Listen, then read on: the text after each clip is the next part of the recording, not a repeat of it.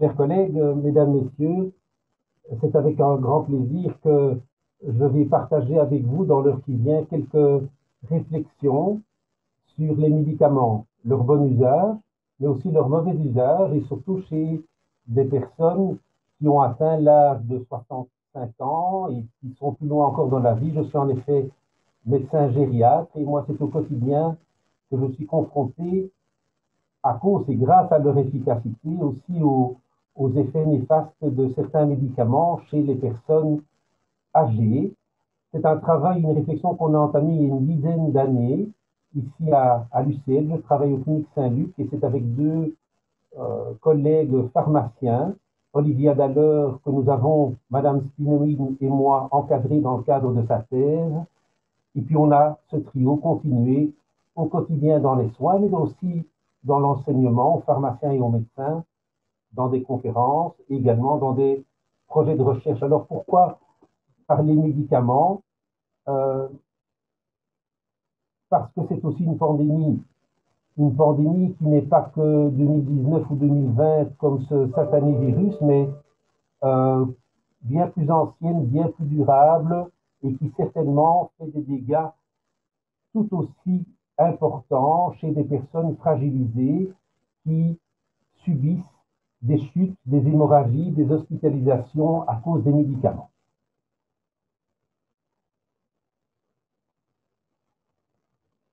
Déjà, il y a plus d'un siècle, une grande référence, Sir Osler écrivait quelques phrases intéressantes, pleines de bon sens et encore de modernité, entre elles, et j'en citerai uniquement que trois, une bien connue qui est ce qui nous caractérise, nous les humains, par rapport à d'autres animaux,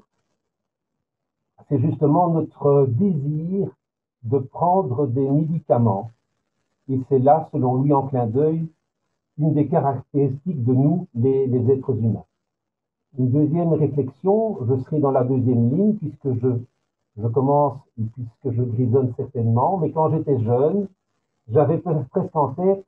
10 ou 20 médicaments pour une seule maladie, et le bon médecin,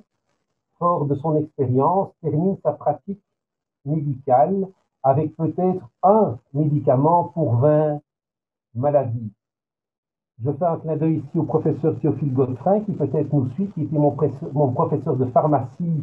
dans les années 80, que je sais être un membre actif de notre académie, et qui citait M. Osler dans sa caractéristique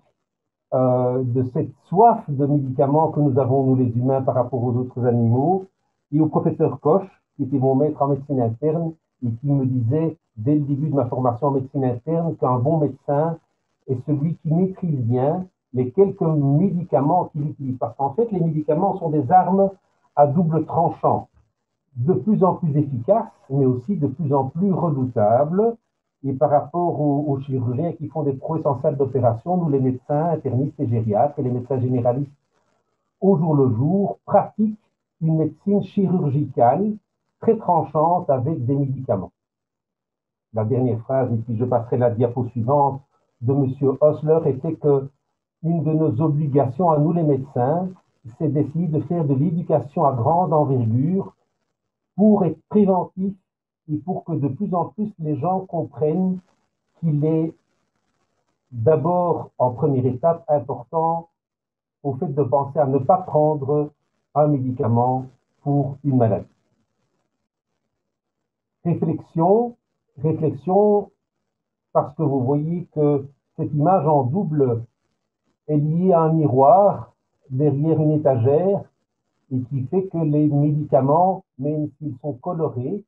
et de formes différentes, peuvent s'empiler.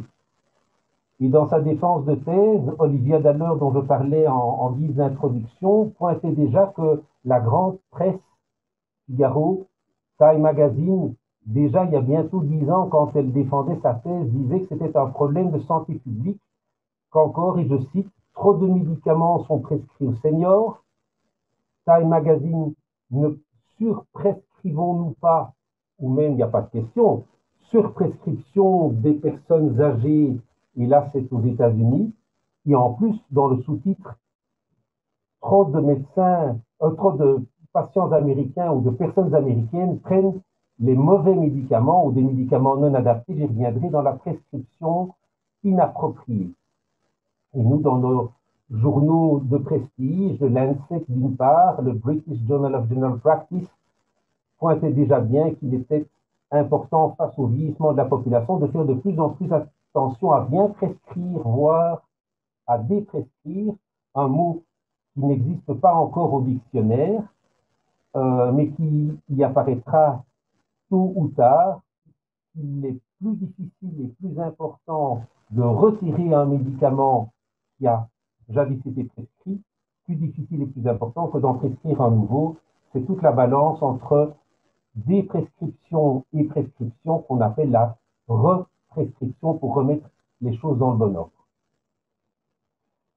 Et donc aujourd'hui, je parle surtout des médicaments qui s'empilent et qu'on appelle dès lors la polythérapie. Ça, c'est l'aspect quantitatif. Et inapproprié, c'est l'aspect plutôt qualitatif. C'est une évaluation qu'on peut faire et qui dit que un ou plusieurs médicaments d'une personne âgée ne sont pas adéquats. Et ce problème, et c'est pour ça que je me permettais de parler de pandémie, il est très fréquent. Qui plus est, il est sévère, je vous en convaincrai. Nous pouvons l'identifier et nous pouvons y remédier. Et donc, quand ces quatre qualificatifs sont là, eh bien, l'Organisation mondiale de la santé dit que c'est un problème qui est une priorité en santé publique. Un seul de ces quatre critères manquerait, que ce ne serait plus le cas, mais ici, tous les critères sont bel et bien présents. Et j'en rajoute un cinquième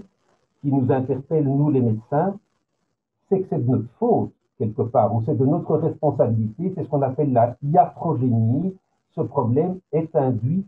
par nous, et parfois l'enfer est pavé de bonnes intentions. Donc, toute intention est louable ou bonne, mais il faut y réfléchir avant de poursuivre un médicament parce que peut-être sa balance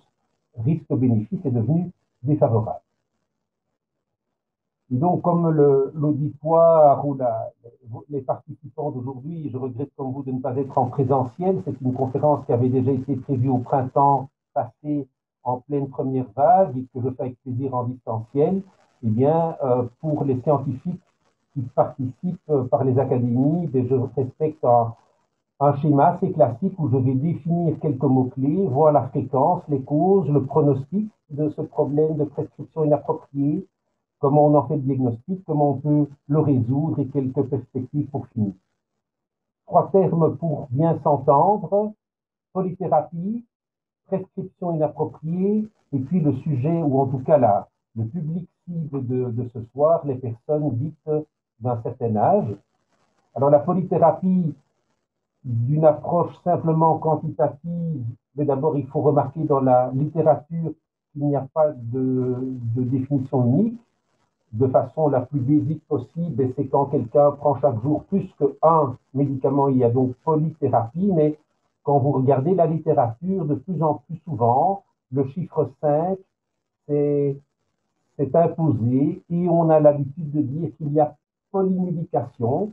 quand il y a prise de plus que ou de 5 ou plus médicaments chaque jour. Et c'est à partir de là, et ce 5 n'est pas tout à fait arbitraire, qu'on voit que de façon exponentielle, et nos collègues pharmaciens et pharmacothérapeutes le savent très bien et l'ont bien publié, il y a un risque accru d'interaction entre les médicaments, d'effets secondaires et d'événements indésirables. Et donc, c'est un peu une charnière à 5 où les problèmes s'accumulent. Ça, c'est pour l'approche quanti. L'approche plus quali, c'est de dire, mais au-delà de 5, de 3 ou de 7, est-ce qu'il n'y a pas quelque part dans la liste que prend la personne âgée l'un ou l'autre médicament qui a un des critères rouges, un des critères inappropriés qui est en miroir, ce que seraient ces caractéristiques si tout allait bien. Mais donc, vous voyez qu'en miroir ici, eh bien, tout médicament qui n'a pas, si vous suivez peut-être mon pointeur ou en tout cas la flèche, qui n'a pas d'indication clinique, c'est un médicament de trop. Un médicament dont la durée de traitement dépasse l'utilité, ça devient inadéquat, ou qui a un risque élevé d'interaction soit avec un autre médicament, soit avec une certaine maladie. Nous reparlerons de la filtration des reins, puisque nos néphrons, donc nos reins, sont les monctoires principales de nos médicaments et que chez la personne âgée, le rein est paresseux et donc peuvent s'accumuler des médicaments. On peut de plus en plus, et c'est un exercice complexe pour chacun des médicaments, pour chacune des personnes qui bien sûr est unique, réfléchir si ce médicament, oui, offre plus de bénéfices que d'avantages. Et donc, quand cette balance est défavorable avec plus de risques que de bénéfices,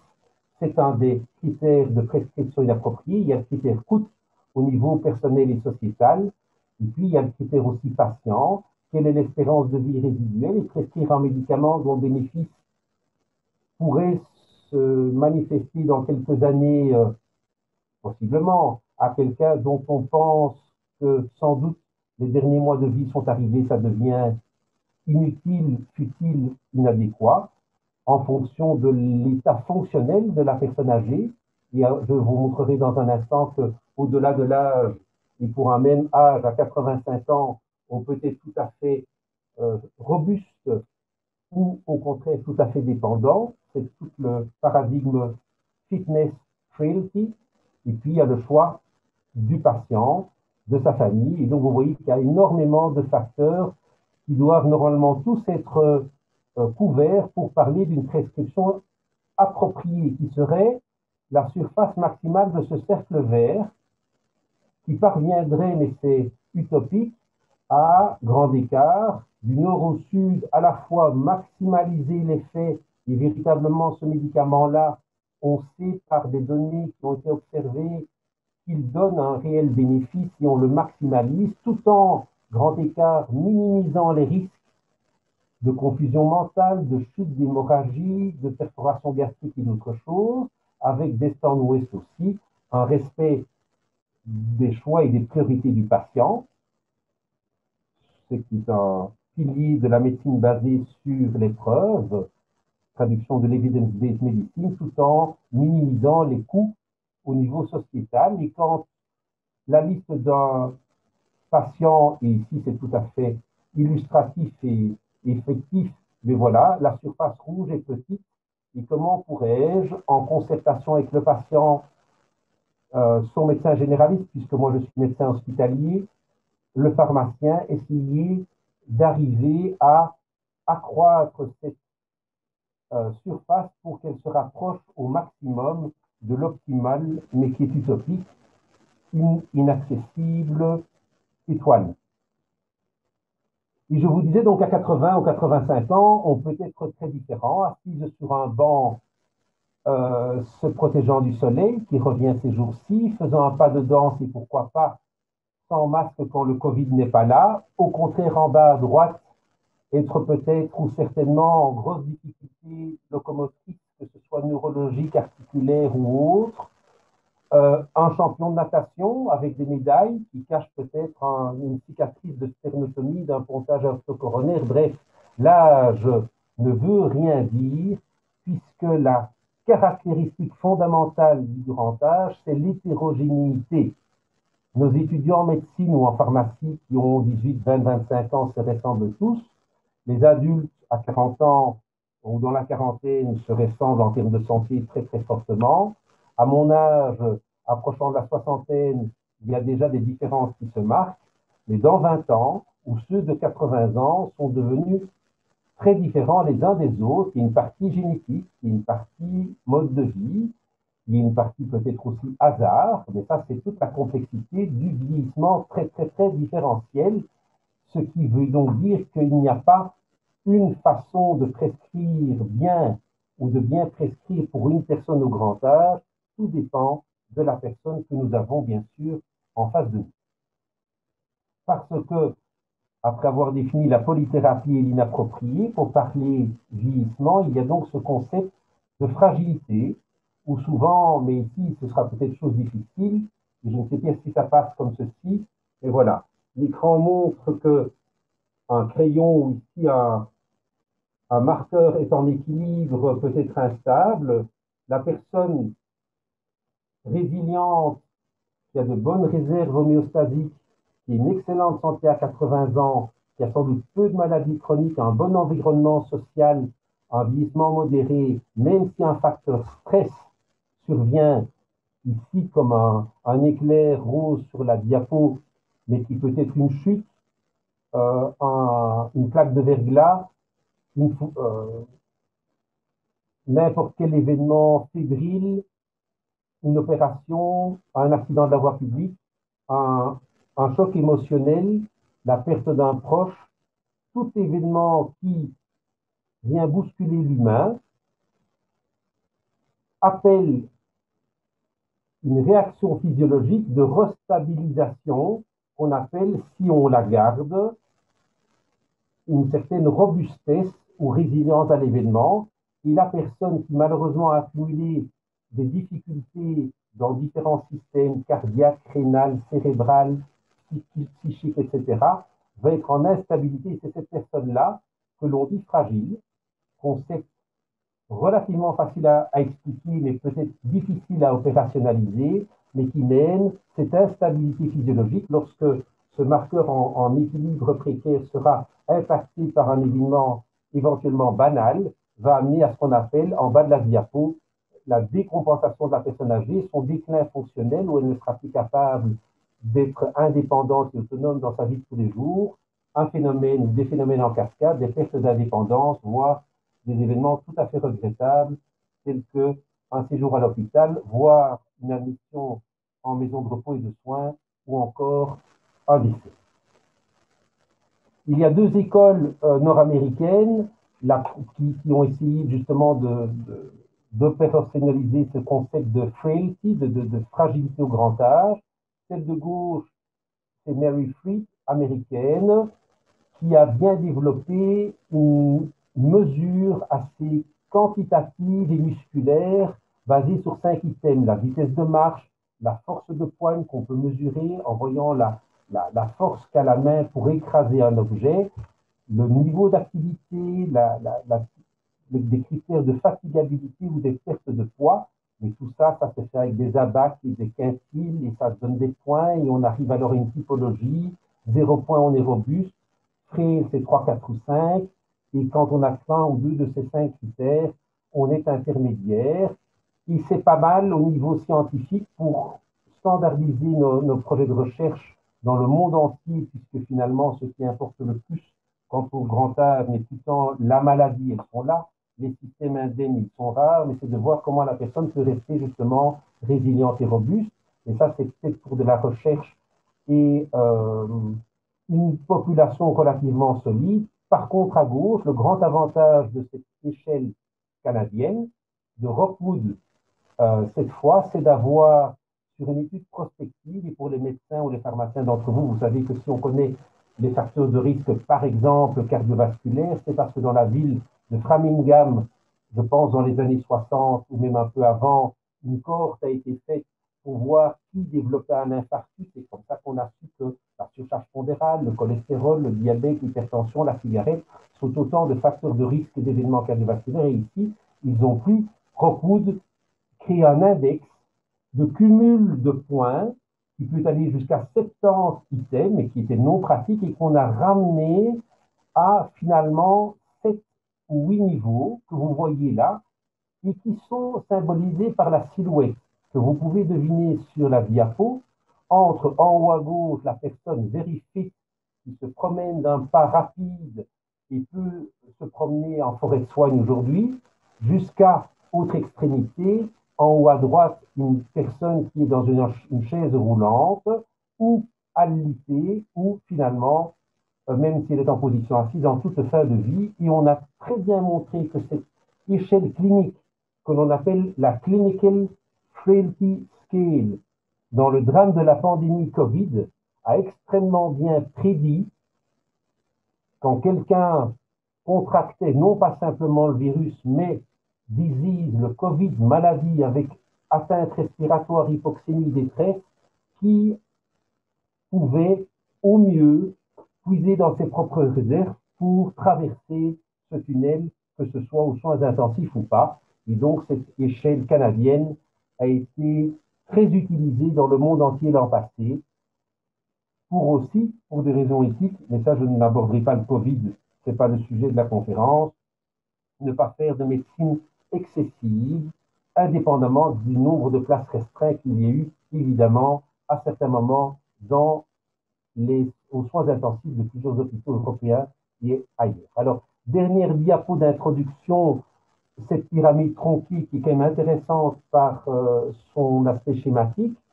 Donc, c'est donc bien une pyramide et à la base se trouvent les gens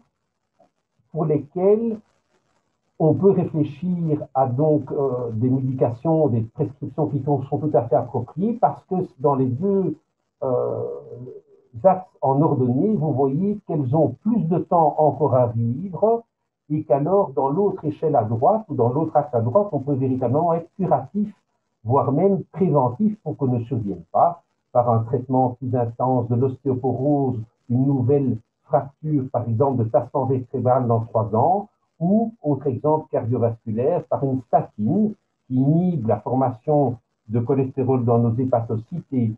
dégorge notre sang et nos parois artérielles de cholestérol oxydé, eh bien, s'il y a du temps, on peut aussi se permettre d'investir dans le futur. Si au contraire, et il faut imaginer cette pyramide en Belgique, disons s'il y a quelques millions de personnes âgées, comme autant de couches, chaque personne étant à son propre niveau, et c'est souvent à l'horizontale, parce qu'il y a une logique en médecine à se dire que moins il reste du temps à vivre, plus on veut que le médicament, et je suis à gauche, ait un effet immédiat, qu'il soit alors symptomatique, parce que je suis dans une approche palliative et que je désire que la personne ait le moins mal possible, s'angoisse le moins possible et que sa respiration soit la plus libre possible, bref, d'être dans du palliatif. Et donc, il faut toujours garder, c'est la fin du préambule, en horizon la finalité de notre traitement pour décréter quels sont les médicaments qui sont à prescrire et à poursuivre. Ça, c'était la première partie. La seconde ici, ou la deuxième plus exactement, c'est juste à vous donner quelques chiffres sur la polythérapie. Je vous disais que habituellement, ici, ce sont des chiffres qui viennent de l'INAMI.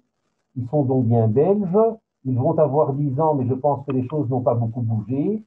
Eh bien, quand on regarde dans la population générale, tous âges confondus, eh bien, 25% des Belges, ou du moins des adultes, consomment chaque jour plus de 5 médicaments. Ce sont les barres turquoises. Il y a un sous-groupe, bien sûr, qui prend plus de 6, plus de 7, et on pourrait aller à plus de 10. Et donc, la conférence d'aujourd'hui concerne les gens qu'on dit avoir passé le troisième âge, mais le troisième âge ne veut plus rien dire grand-chose. Nous, les gériatres, nous nous concentrons sur les gens de 75 ans et plus. Et encore, parmi les 75 ans et plus, il y a bien sûr de profondes différences, l'âge avançant, mais vous voyez qu'il y a une diminution du problème quantitatif de la polythérapie, de deux choses l'une, et l'une n'exclut pas l'autre. Soit le médecin ou la famille s'assagissent, ils se disent qu'il est moins utile et plus futile de continuer de nombreux médicaments chez des nonagénaires. Il y a certes de ça et tant mieux, mais il y a aussi un phénomène de sélection naturelle. Quand on m'annonce en salle d'urgence que je vais recevoir une personne de 95 ans, voire centenaire, le plus souvent, elle arrive sur ses deux pieds, euh, pas toujours bien entendante, mais qu'importe, mais le fait de passer le cap, disons, des 95 ans est un signe de sélection des gens les plus robustes. Et il y a des études bien faites par les démographes qui montrent que les gens de 100 ans, salle d'urgence, ce sont des gens robustes qui bien souvent peuvent retourner chez eux parce qu'ils sont moins malades parfois que leurs cadets. Voilà donc pour un petit flash sur ces médicaments, avec un caveat en bas de diapo qui dit que sur les données INAMI, nous ne pouvons compter que ce qui est remboursable, et dans notre système belge, ne sont pas remboursables, donc non comptabilisés. Un problème gigantesque en tant que tel qui pourrait faire l'objet de toute une conférence, mais qu'alors il faudrait presque faire avec un psychothérapeute et un pharmacien, qui est la surconsommation des benzodiazépines, anxiolytiques et somnifères, les laxatifs, et aussi le dafalgan paracétamol. Donc, vous imaginez bien que les chiffres ou les colonnes de couleurs sont encore plus hautes que ce que ceci montre. Dans les maisons de repos et de soins, il y a eu cette remarquable étude belge dont vous pouvez voir le nom en bas de diapo, publiée déjà en 2007, Prescribing in Homes, Homes pour Nursing Homes, chez les personnes âgées en Belgique, l'étude FEB, un rapport du Kennis Centrum, donc de notre centre d'expertise, a bien montré,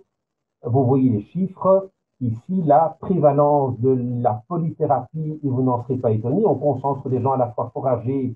et fort fragiles, est de 75%, la moyenne étant de 8 médicaments par jour, et on voit que les benzos et les neuroleptiques sont présents chez 2 tiers des patients en maison de soins, sans compter les antidépresseurs, une personne sur deux, ou les laxatifs, une personne sur deux. Je ne parle pas ici du coût, mais ce coût est important, non pas seulement par le coût médicament en pharmacie, mais par le coût des effets secondaires et des problèmes induits par les médicaments qui eux-mêmes coûtent plus cher que les millions d'euros dépensés pour leur achat. Tout simplement ici, c'est un des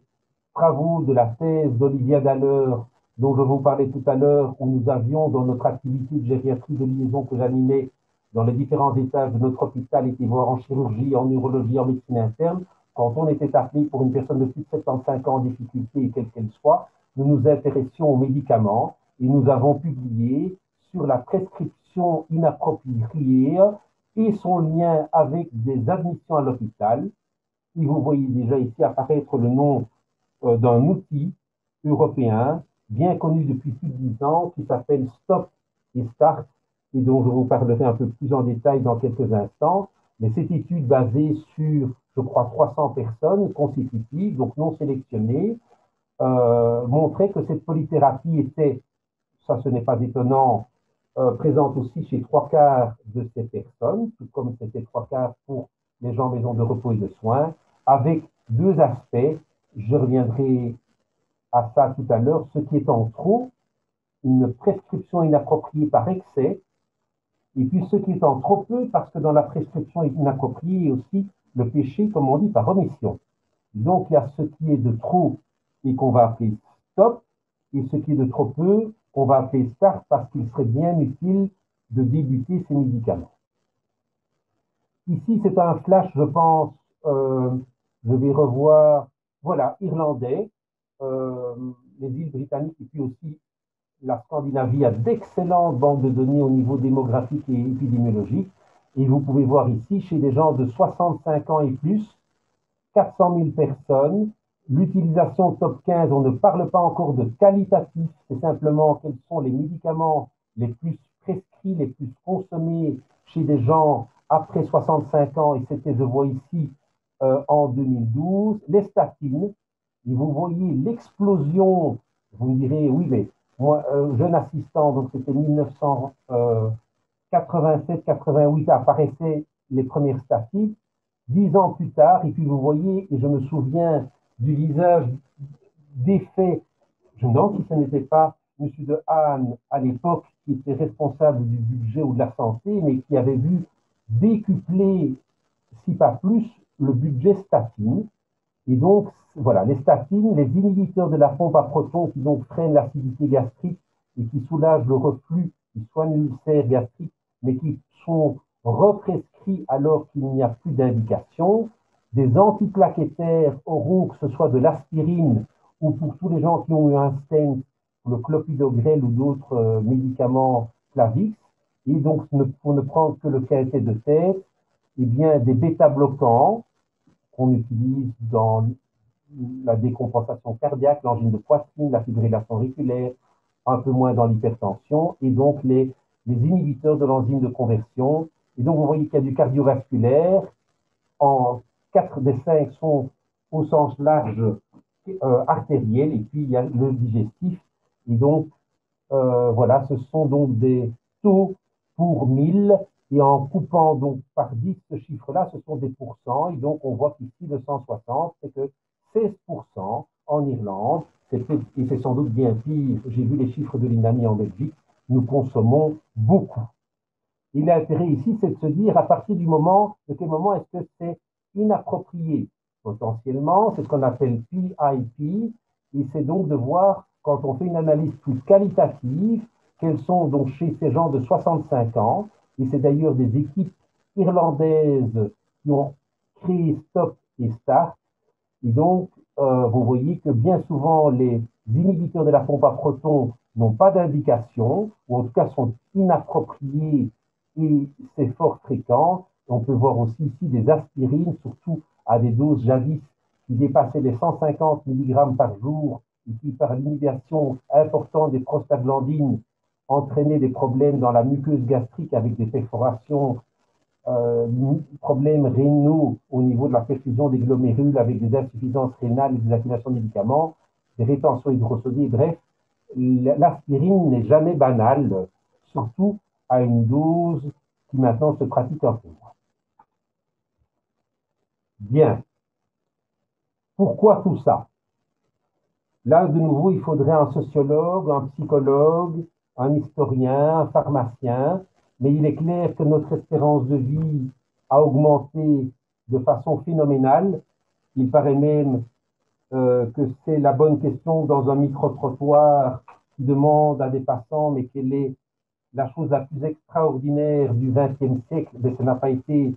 dit-on, le premier pas de l'homme sur la Lune ou autre chose, mais bel et bien l'accroissement gigantesque ou incroyable de notre espérance de vie, puisque chaque décennie, nous avons pris 2 ans et demi, chaque seconde, un quart de seconde, donc ça a été exponentiel. Bien sûr, se sont accumulées les pathologies chroniques, dégénératives, articulaires, cardiaques, rénales, cérébrales, dont la démence, des études cliniques qui ont montré des efficacités dans des typologies précises avec une classe médicamenteuse, donc des firmes pharmaceutiques, et je suis dans le nombre de molécules là-bas ici à droite, qui ont investi des milliards de dollars ou d'euros pour faire ces différentes phases d'études cliniques extrêmement rigoureuses, en arriver parfois à des créations nouvelles, mais aussi à des MeToo. Moi aussi, j'ai ma statine, moi aussi, j'ai l'IPT, moi aussi, j'ai mon médicament ou ma vaccination Covid, et on se retrouve, et maintenant pour la vaccination, on a un énorme besoin d'un accès aux médicaments, mais pour des pathologies plus chroniques, il est vrai qu'il y a des concurrences et puis une pression de cette industrie pharmaceutique. Certains qui, prenant recul, font des recommandations de bonne pratique, les guidelines, pour essayer sur base de la littérature de voir qu'est-ce qui fait le plus sens. Et puis, il y a les attentes et les habitudes de nos populations. Je me souviens d'une émission télévisée il y a déjà 20 ans qui disait qu'en médecine générale, c'est un peu caricatural, 9 fois sur 10, quand aux Pays-Bas, un patient sort de chez sa médecin généraliste, il est sans prescription pour aller à la pharmacie, c'est normal, et c'est l'image en miroir. 9 fois sur 10, le Belge ressortait avec une prescription et aurait trouvé anormal et aurait changé de médecin s'il n'avait pas reçu un médicament pour le soulager. Il y a l'automédication, il y a la formation, et c'était une des phrases de William Osler, former la population sur les limites et les dangers des médicaments. Il y a le temps et la motivation que peuvent avoir un pharmacien généraliste pour former, ou nous, les enseignants à l'UNIF, pour former les futures générations de soignants, la confiance qu'il y a, parce que dans le médicament, il y a plus qu'une pilule ou qu'une molécule, il y a toute une relation qui se crée, et donc c'est vraiment un sujet extrêmement complexe et passionnant, mais donc les causes sont multiples. L'une d'entre elles, évidemment, il a fait ici, je pense, écossais, publié dans le Lancet, et bien vous voyez sans surprise que l'âge avançant, la proportion enfoncée dans le bleu, avec, prenons par exemple les gens de plus de 75 ans, plus de 80 ans qui cumulent de nombreuses maladies, eh bien, elle devient vraiment importante. Rares sont ceux, le ciel bleu pâle, qui peuvent encore, à 80 ans et plus, se targuer de n'avoir aucune maladie chronique, ce qui fait dire aux gériatres qu'on n'était pas, c'est inutile ou illusoire d'éviter les maladies. On essaie bien sûr de les atténuer et de les amoindrir, mais surtout de les bien gérer. Maladies chroniques. Et donc, médicaments chroniques avec aussi de la ou de la multimorbidité. La comorbidité, c'est que bien sûr, le diabète est une maladie des artères avec trop de tension artérielle, des plaquettes qui collent, des lipides de travers. Et donc, le diabétique a un médicament anti-sucre, anti-plaquettes, anti-tension, anti-acide urique qui fait de la goutte, que j'ai oublié, anti-hypertension artérielle. Ça, c'est la comorbidité. Il y a aussi la multimorbidité. Rien n'empêche le diabétique d'avoir de l'arthrose, d'avoir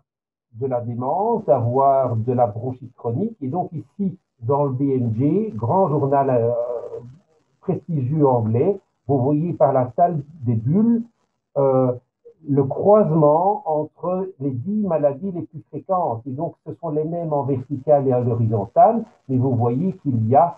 euh, des associations qui font qu'une maladie est souvent,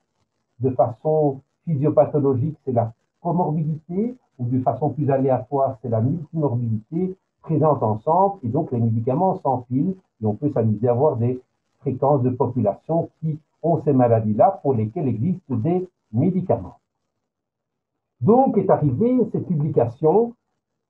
qui nous a fait sourire, mais sourire peut-être un peu de travers, quand nous appelons Madame Top Pill, c'est parce que des chercheurs ont simulé la journée d'une dame. On va le voir peut-être tout de suite. Je ne sais plus où je la décrivais. Voilà, qui a 79 ans et qui, excusez-moi pour les abréviations, a un diabète de type 2, une hypertension artérielle, les deux vont très souvent ensemble, peut-être parasmevie ou de la cigarette jadis, une bronchopneumopathie chronique obstructive, donc une bronchite chronique avec un peu d'emphysème, de l'ostéoporose, ce qui est presque euh, inévitable à un certain âge, la ménopause étant loin et donc l'os étant fragilisé, et de l'arthrose. Et donc, ils ont bien sûr pas pris ces maladies au hasard, ils ont regardé épidémiologiquement les maladies les plus fréquentes et celles dont qui s'accumulent. Ils ont regardé les recommandations de bonne pratique, et bien sûr les médecins en cardiovasculaire disent ce qu'il faut faire de l'hypertension, les diabétologues disent ce qu'il faut faire pour le diabète, les pneumologues pour les poumons, les rhumatologues ou les orthopédistes pour tout ce qui est os et articulations. Et donc, ils ont regardé toutes les guidelines et se sont dit que finalement, quand on regarde ce qui devrait nous guider, nous les médecins, dans notre pratique, pour nous dire comment faire pour bien faire, eh bien, on voit que ne sont que très rarement abordés des écrits, des guidelines qui abordent la polypathologie. On trouve beaucoup de guidelines sur le diabète ou l'arthrose ou la déprime, mais pas une qui associe les trois. Qui plus est, les préférences des patients ne sont que peu mesurées, donc pas prises en compte, encore moins leur espérance de vie, rappelez-vous la pyramide tronquée, et encore moins leur qualité de vie, puisque rares sont les études qui ont véritablement demandé aux patients ce qu'étaient leurs propres préférences. Et finalement, si on applique lettre à lettre,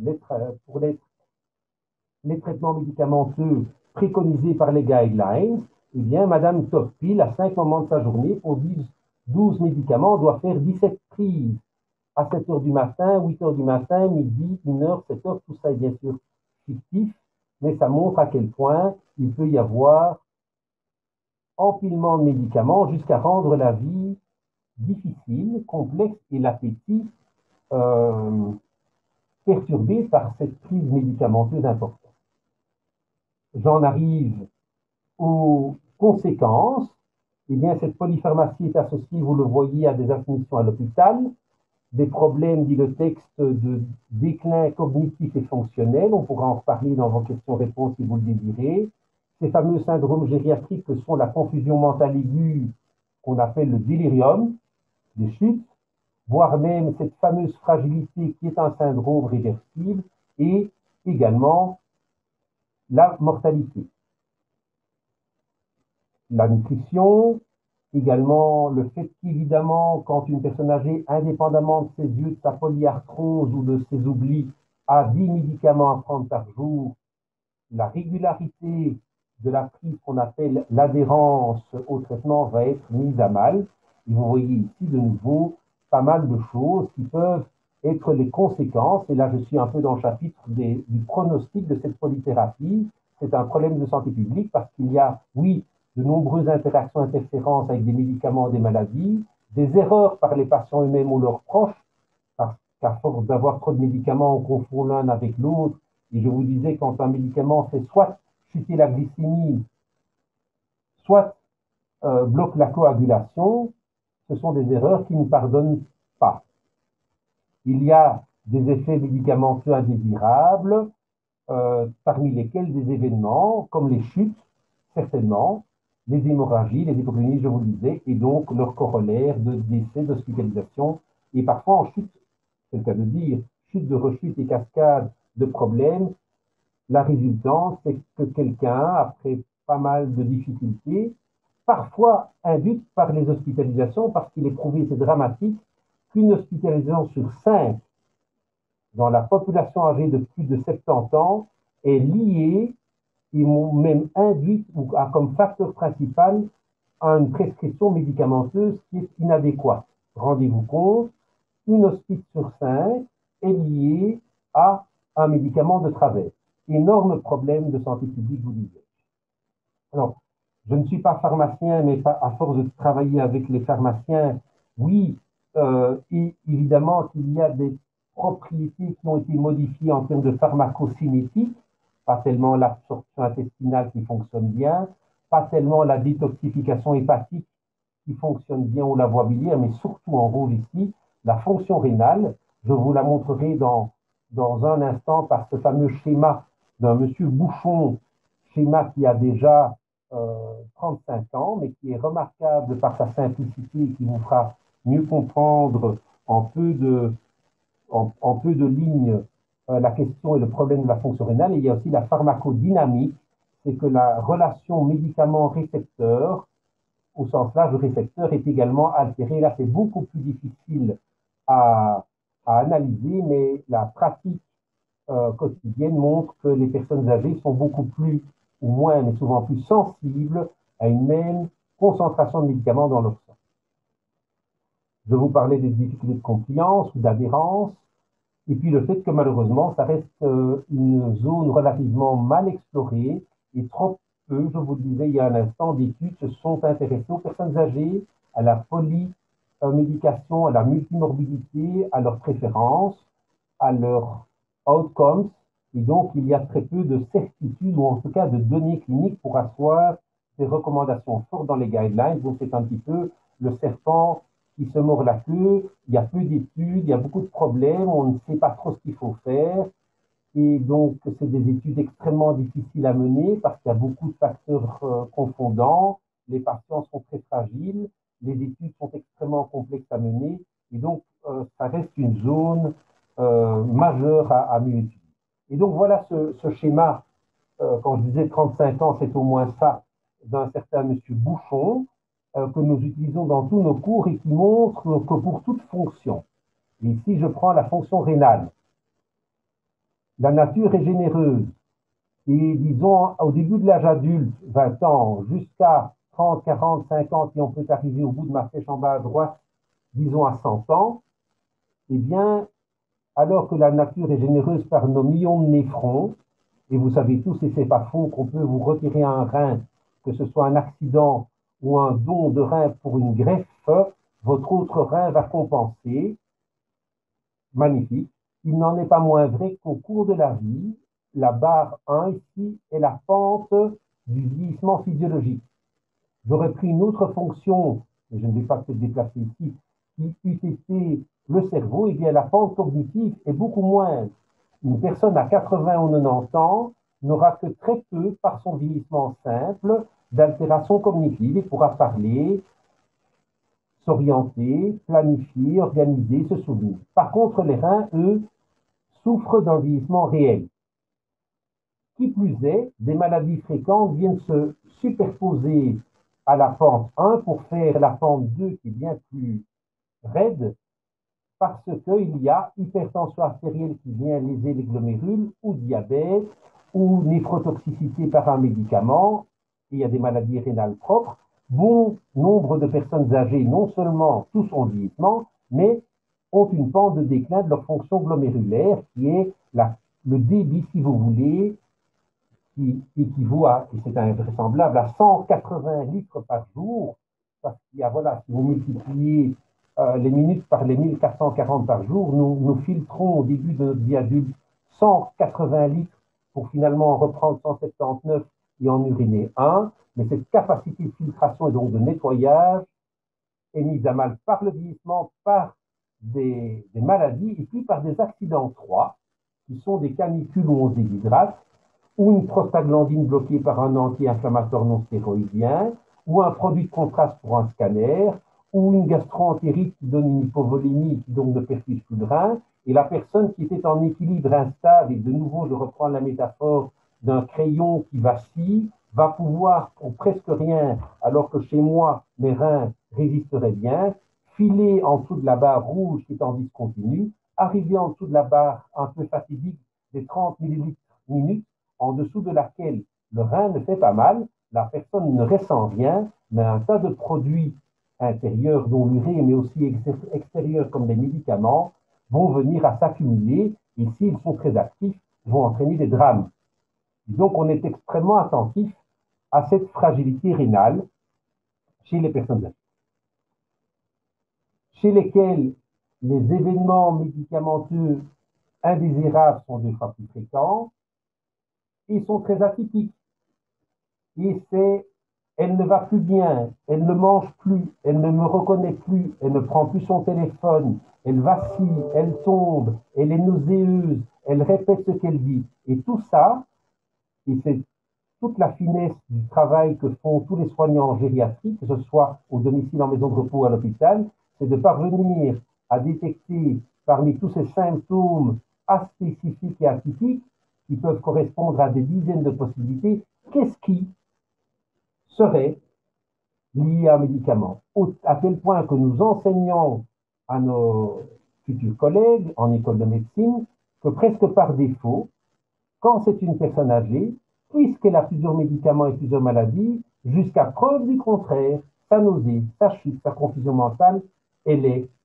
médicamenteuse et nous devons chercher les causes médicamenteuses parce que si on retire l'agent causal, eh bien, on soulage et on guérit le problème. Et tant qu'on n'a pas déraciné le souci reste présent. Donc, les médicaments, vous disais-je, sont une arme à double tranchant. Je me répète pour vous dire que bon nombre d'hospitalisations sont induites par ces effets médicamenteux et elles sont évitables. On vient de terminer une grande étude prospective, multicentrique, randomisée,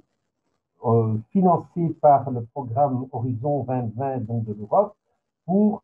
voir dans quelle mesure un binôme pharmacien-médecin pouvait, lorsque quelqu'un est hospitalisé à plus de 70 ans, avec des médicaments multiples de 5 et des maladies chroniques, essayer de limiter la réadmission à l'hôpital dans l'année qui suit par tout un travail de révision médicamenteuse, la révision médicamenteuse ou la represcription étant de réfléchir ou de réfléchir à chaque médicament en fonction du profil de santé de la personne, de ses reins, de son équilibre, de ses maladies, pour voir quels sont les médicaments en trop et en trop. J'arrive au diagnostic, qui devrait faire partie du quotidien du généraliste, mais qui est débordé, qui devrait faire partie du quotidien du pharmacien, mais qui, lui, en officine, n'a pas droit, c'est ridicule, mais c'est comme ça, et c'est le secret médical, à votre fonction rénale, donc ne sait pas savoir si le médicament risque de s'accumuler. De plus en plus, heureusement, il y a des liens grâce à l'informatique pour savoir dans votre dossier global tout tout ce qui vous est prescrit en pharmacie et éventuellement certaines, certains diagnostics. Mais donc, on a une collaboration qui ne fait que débuter et grâce à l'informatisation, évidemment, mais avec le respect, bien sûr, du secret médical, mais pour que le pharmacien joue un rôle de plus en plus actif dans la pharmacovigilance. Alors, on peut approcher de façon implicite et il existe des outils extrêmement complexes où chaque médicament fait l'objet d'une dizaine de réflexions, de paramètres. Et puis, cette équipe irlandaise, déjà il y a 15 ans, s'est dit, mais il existe beaucoup trop de problèmes chroniques chez les gens âgés, ici 65 ans et plus, pour rester classique, parce qu'au terme de personnes âgées dans l'OMS au niveau des différents continents, la norme mondiale reste 65 ans et plus, mais dans nos pays, on aurait pu prendre 75. D'ailleurs, le programme de soins pour le patient gériatrique dit que pour être pris en charge par un gériatre, l'âge est nécessaire et non suffisant, il faut 75 ans et plus, et une condition de fragilité. Mais donc ici, pour des gens de 65 ans et plus, ils se sont dit, on va lister tous les problèmes que nous, généralistes, psychiatres, gériatres, pharmacothérapeutes, nous voyons souvent mal gérés d'un point de vue médicamenteux. Ils ont créé Stop et Start, qui pointe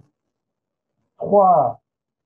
dérives. La plus fréquente et la plus problématique, c'est un médicament qui a une indication, mais dont la balance risque-bénéfice est néfaste ou négative, et ce qu'on appelle le misuse.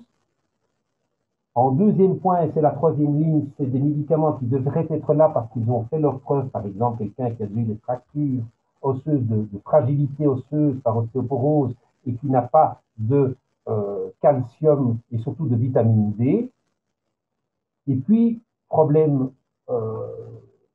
pas moins important, mais peut-être moins grave, peut-être plus simple quoique à corriger, c'est l'overuse, et donc c'est l'utilisation par excès d'un médicament qui n'a pas ou qui n'a plus son indication. Et Stop s'est imposé à une première version 2008, une version 2 2015, par l'équipe de O'Mahony. Comme par hasard, Denis O'Mahony était un des piliers de cette grande étude européenne dont je viens de vous parler. Euh, et on a aussi, avec des gens d'Utrecht, informatisé l'outil que je vais vous présenter parce que l'informatique peut nous aider. Et donc, le but de Stop, qui est une sorte de jeu de mots que j'ai mis en orange parce que ce n'est pas un signal ni légal, ni qui induirait un procès verbal d'un médecin qui brûlerait le feu rouge. Donc, c'est plutôt un flag ou un drapeau orange qui dit attention, puisque ce critère est présent, vous devez, docteur, pharmacien ou même patient, si vous êtes participatif à votre liste de médicaments, envisager d'arrêter ou réfléchir à arrêter. Soit par overuse, je vais vous expliquer ce que c'était, soit par misuse. Et donc, eux ont créé par une méthodologie Delphi, des consensus, de façon très pharmacologique, 15 sections du cardiovasculaire, de l'hématologie, de la neuropsychiatrie, de la néphrologie, du gastro-intestinal, de la rhumatologie, donc plutôt du rénal, du musculo-squelettique, de l'urogénital, de l'endocrinien, tout en disant que s'il n'y a pas d'indication, ou si on traite pendant beaucoup trop longtemps, ou si deux médicaments de la même classe, deux bêta-bloquants, deux AINS, deux aspirines, ça n'a pas de sens, en reconnaissant aussi qu'il y a des grands syndromes gériatriques qui ne sont pas typiques d'un système, mais plutôt les chutes, et des médicaments induisent des chutes, les douleurs, il y a leur sous ou leur surtraitement, et tous ces médicaments qui cachent un effet anticholinergique et qui peuvent donner des effets secondaires importants sur le plan intestinal et urinaire, passe encore, mais quand on sait que l'acétylcholine est le médiateur majeur au niveau de nos synapses, entre autres dans la fonction cognitive et dans les maladies dites d'Alzheimer, on n'est pas étonné que des médicaments qui ont une activité anticholinergique et qui passent la barrière hémato-encéphalique induisent des obscurcissements, donc du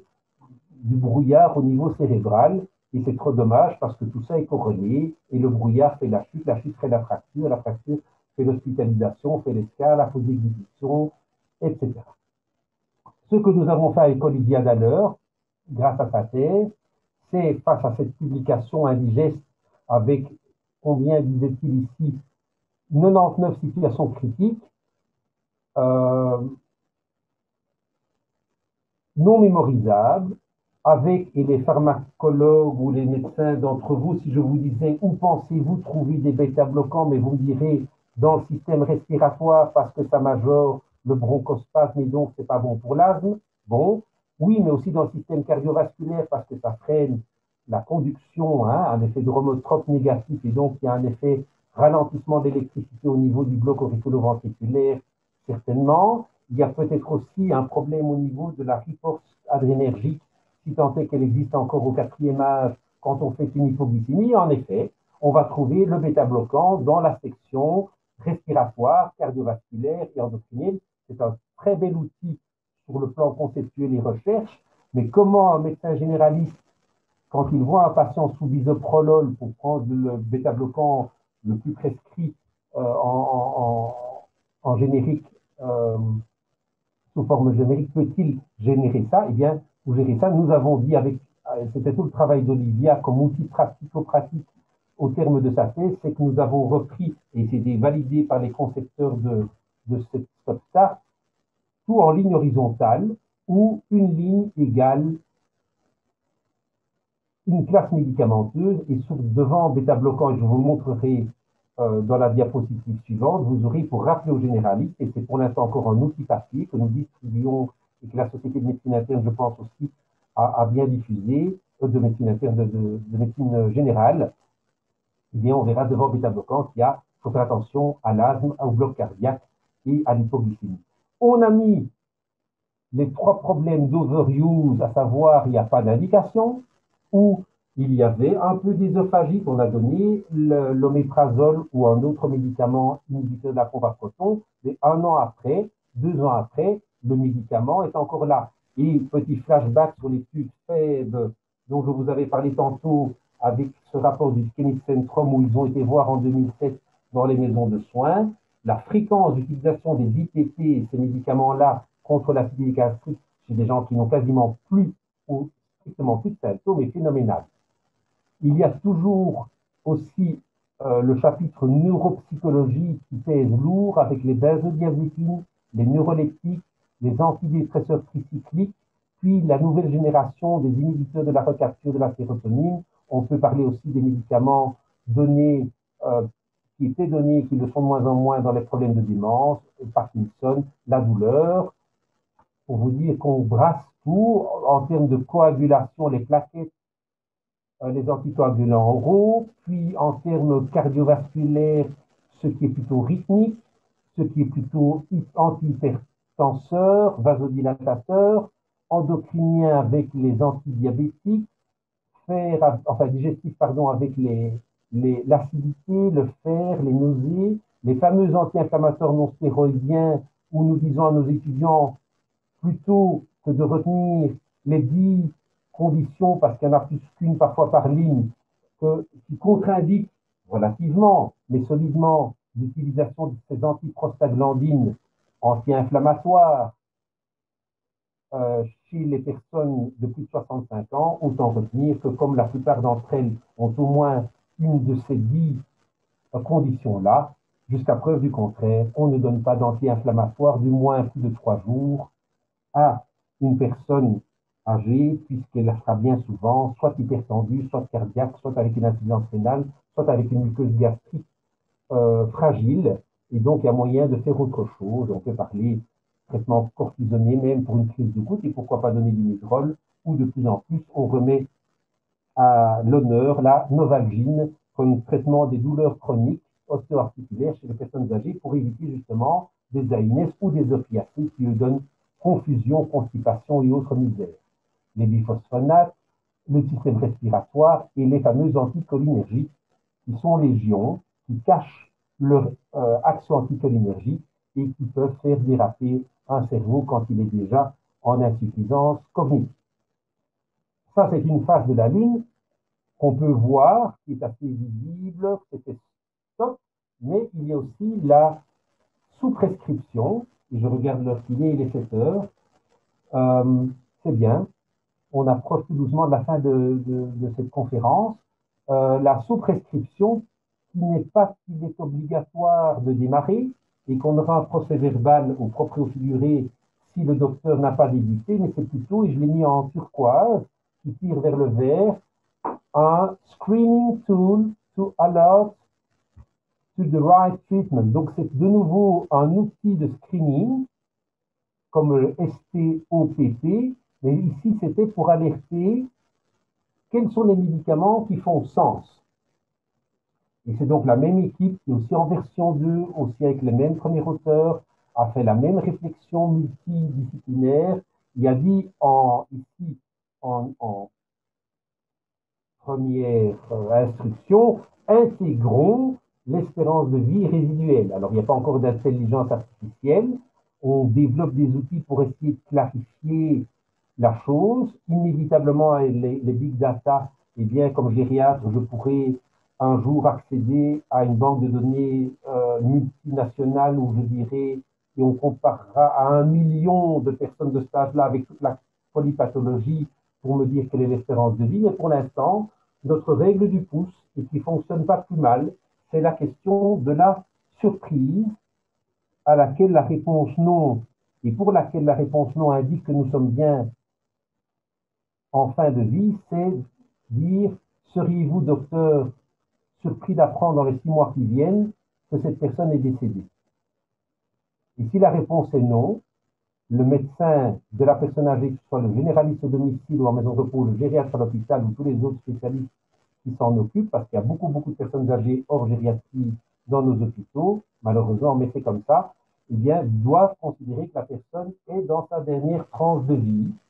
Il y a donc, il mérite donc une approche très qualitative avec une represcription qui peut être une déprescription de choses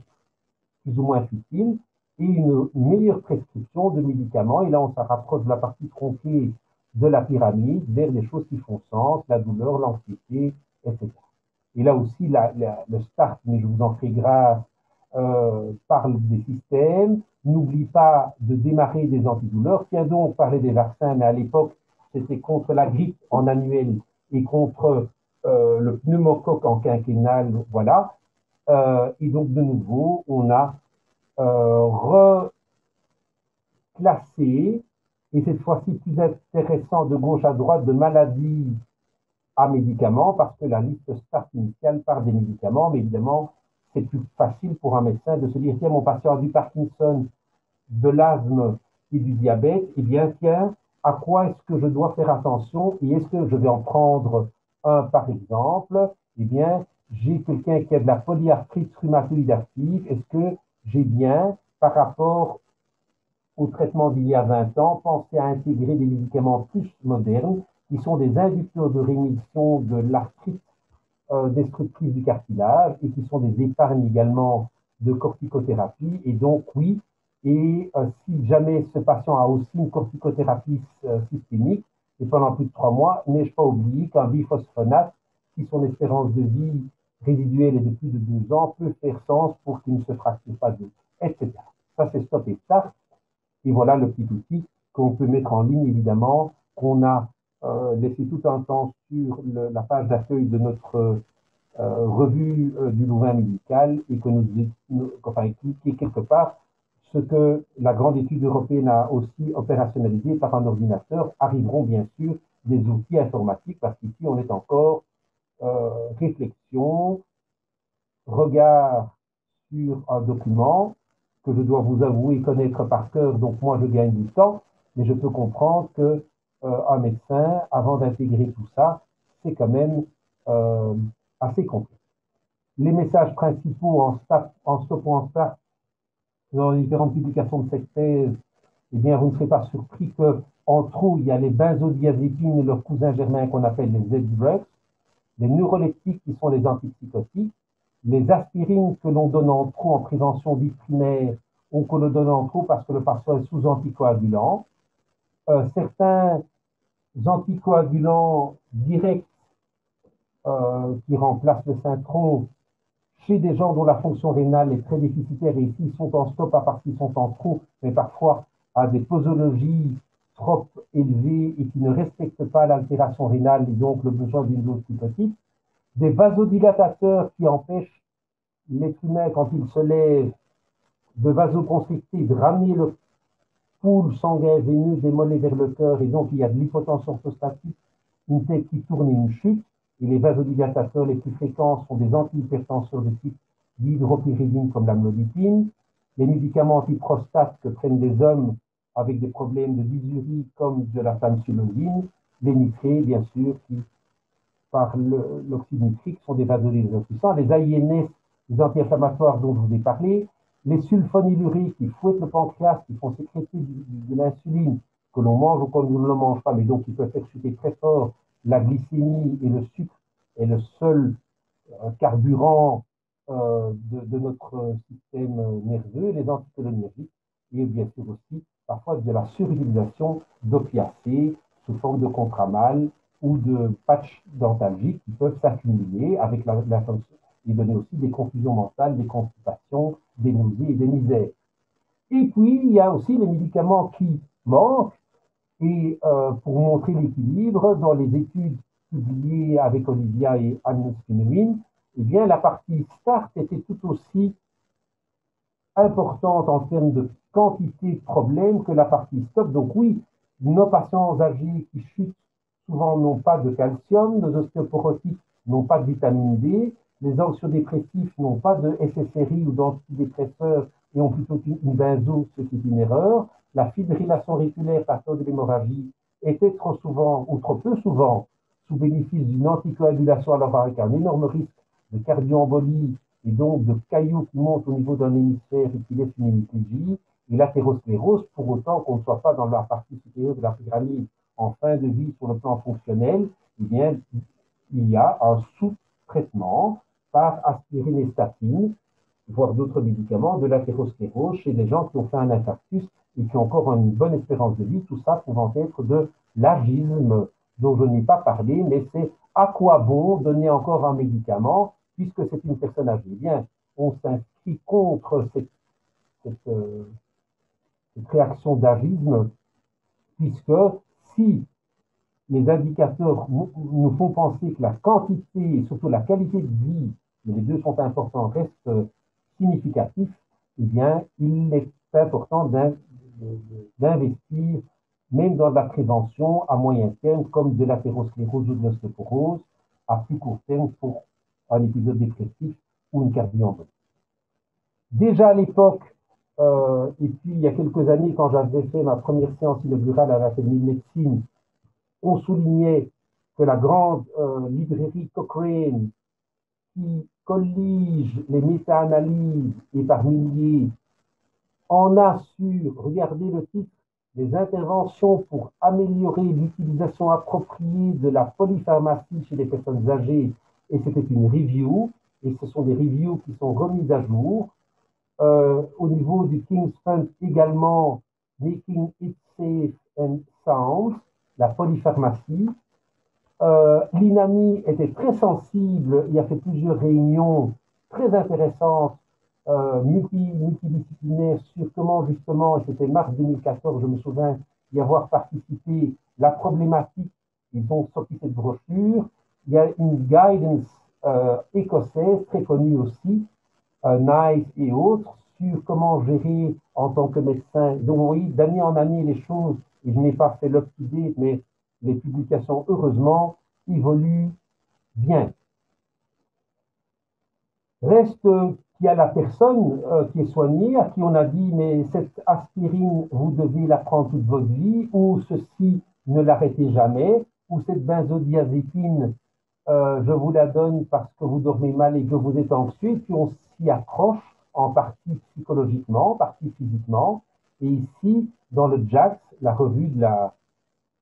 Société américaine de gériatrie, de façon très intéressante, il y a maintenant des études plus qualitatives qui vont observer, mesurer les attitudes, les croyances, des expériences personnelles concernant l'accumulation de médicaments et le bon vouloir ou le désir ou l'accord du patient à, dans certains cas, euh, faire la démarche inverse et donc arrêter un médicament qui doit avoir la même finesse que l'introduction d'un médicament, un à la fois. Autrement, si quelque chose se passe, on ne sait pas bien l'analyser,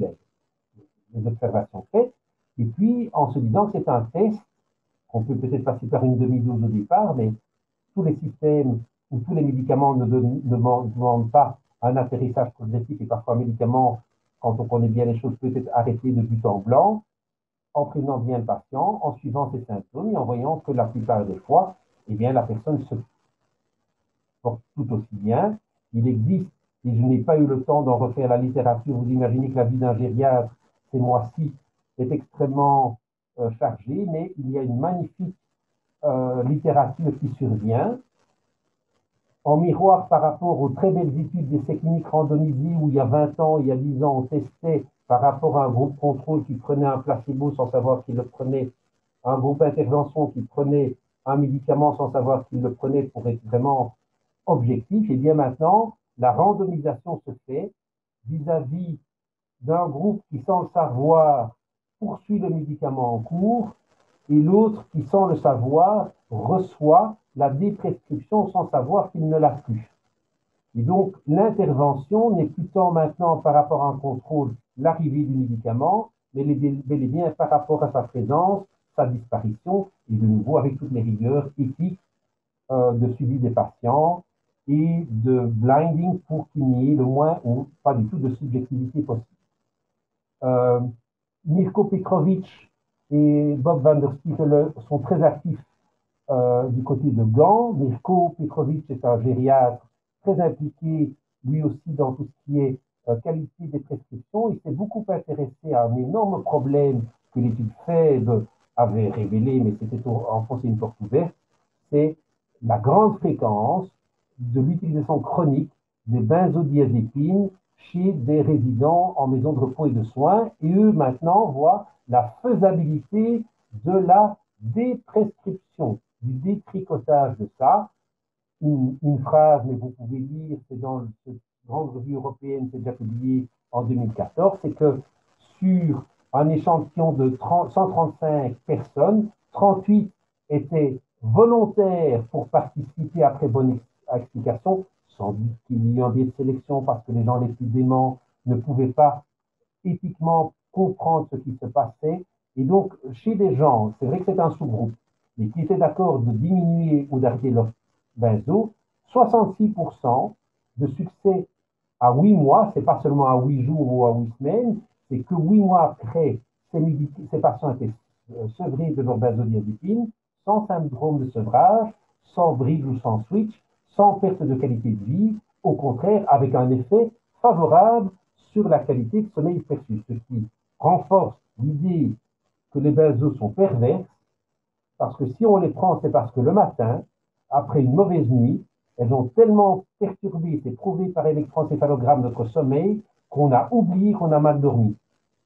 Donc la personne insomniaque sous benzo ne dort pas bien, mais ne se souvient plus à cause de la benzo qu'elle a mal dormi. Et son seul petit confort, c'est de ne plus se souvenir de sa mauvaise nuit. Et les mauvaises nuits s'enfilent, la mémoire est mauvaise, la benzo persiste dans le cerveau en journée, surtout si sa demi-vie est longue. Il y a des demi-vies catastrophiquement longues des benzos, surtout celles qui ont des noms sympas comme les Anxia, pour ne pas en citer une. Et donc ce petit flacon bleu a une durée de vie qui fait que les gens sont encore imprégnés et on se demande pourquoi arrive en sa d'urgence tant de fractures du col du fémur. En conclusion, il me reste 2 diapos, celle-ci où j'ai essayé pendant cette petite heure de vous dire qu'en tant que tel, le nombre des médicaments n'est pas un problème en soi, mais que dès lors qu'on passe le chiffre de 5, et a fortiori de 10, c'est un signal qui doit appeler tout le monde, mais en premier le médecin généraliste, et nous plaidons pour la reconnaissance de l'acte intellectuel et donc de l'honoraire que promérite le temps qu'un généraliste se consacre à réviser, à revisionner la liste médicamenteuse de son patient et avec lui. C'est un gros boulot. La complexité de cette balance risque-bénéfice qui fait qu'à un moment dans la vie, sans doute et certainement, et des études le prouvent, tel médicament a plus d'avantages que d'inconvénients, mais qu'à partir d'un certain âge, surtout si les problèmes s'intriquent et que les reins dysfonctionnent, le risque accru de ces événements médicamenteux indésirables monte, versus un bénéfice qui n'était plus tout aussi grand, quoique, et que cette balance devient défavorable. Ça, c'est le misprescribing qui est le problème le plus fréquent, avec comme défi commun à relever de vouloir améliorer la prescription. Et si parmi vous, il y a des non-médecins, et certainement, vous pouvez, en tant que personne qui avait des médicaments, participer positivement à cette amélioration de votre liste, vous rappelant que le cercle vert maximal est inaccessible, mais que si on peut augmenter l'efficacité, la safety, tout en respectant vos priorités, vos préférences, et en respectant aussi l'argent de la sécurité sociale, eh bien, on améliore les choses. Tant mieux si on peut, d'un point de vue quantitatif, diminuer le nombre de médicaments, mais le but n'est pas celui-là en premier. Je préfère une liste bien faite passant de 5 à 7 médicaments, Mais bien souvent, en réfléchissant avec le patient et son entourage, ou bien fonder des médicaments au grand âge, eh bien, on a des adaptations qui sont faites qui vont à la fois vers plus de qualité et moins de quantité, tout en faisant attention à tout ce qui est overuse, misuse et underuse. Et comme je vous l'avais dit, que le miroir ici doublait le nombre de médicaments, mais j'espère que les quelques pistes de réflexion pour imiter un tout petit peu ce miroir vous permettront d'avoir aussi, vous, vis-à-vis de vos propres médicaments et ceux de vos proches, une vision réfléchie. Je vous remercie en tout cas pour votre présence à cet exposé. Au revoir.